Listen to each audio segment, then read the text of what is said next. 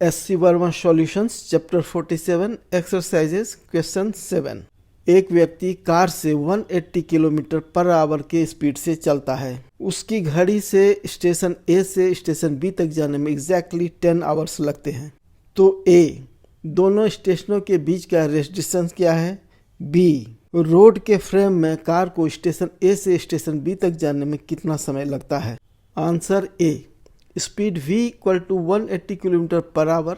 जब हम इसे मीटर पर सेकंड में कन्वर्ट करते हैं तो ये होता है equal to 50 metre per second. Time t equal to 10 hours. इसे हम सेकंड में कन्वर्ट करते हैं तो 10 into 60 second equal to 36,000 second.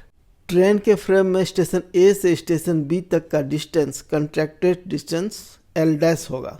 यह contracted distance L dash equal to v into T equal to 50 metre per second into 36,000 second equal to 1.8 into 10 to the power 6 metre.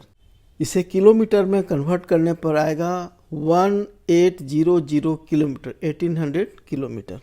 हम जानते हैं कि contracted distance L dash equal to rest distance L by factor gamma. तो हमारा rest distance L हो गया equal to L dash into factor gamma. Factor gamma equal to 1/√1 minus V square by C square, जिसे हम इस तरह लिख सकते हैं equal to L dash into 1 minus V square by C square to the power -12। चूँकि V square by C square 1 के comparison में बहुत ही छोटा है तो 1 minus V square by C square to the power -12 को हम लोग बाइनोमियल एक्सप्रेशन के रूप में एक्सपेंड कर सकते हैं।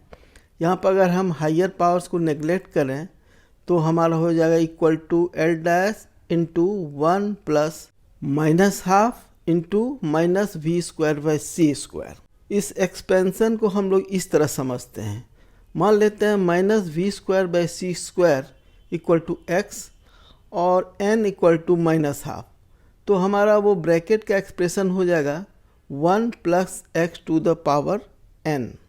अब इसके एक्सपेंशन में यदि हम x के हायर पावर को नेगलेक्ट करें और सिर्फ 2 ही टर्म रखें तो इसका एक्सपेंशन हो जाएगा 1 प्लस एन एक्स। n का वैल्यू देने पर equal to 1 minus half X. तो आगे बढ़ते हैं। अब L equal to L dash into 1 plus half V square by C square equal to 1800 kilometre into bracket 1 plus half under bracket 50/3 into 10 to the power 8 whole square. Simplify करने पर equal to 1800 kilometre into 1 plus 1.39 into 10 to the power -14। अब bracket को हटाकर 1800 kilometre को दोनों term से multiply करते हैं तो हो जाएगा equal to 1800 kilometre plus 1800 into 10 to the power 12 nanometre into 1.39 into 10 to the power -14।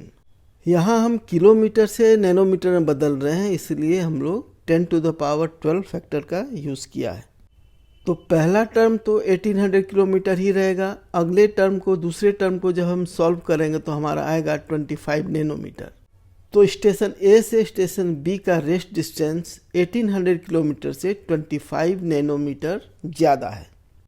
Part B, time taken on the road frame हो जाएगा equal to T equal to distance in the road frame by speed equal to under bracket 1800 kilometre plus 25 nanometre divided by 50 metre per second.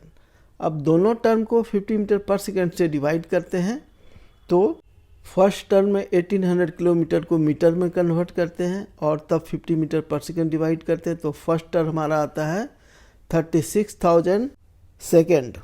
दूसरे term में 25 nanometre divided by 50 metre per second, तो 50 metre per second को हम लोग 50 nanometre पर nano second भी लिख सकते हैं। तो दूसरा टर्म हमारा आ जाएगा 0.5 नैनो सेकेंड।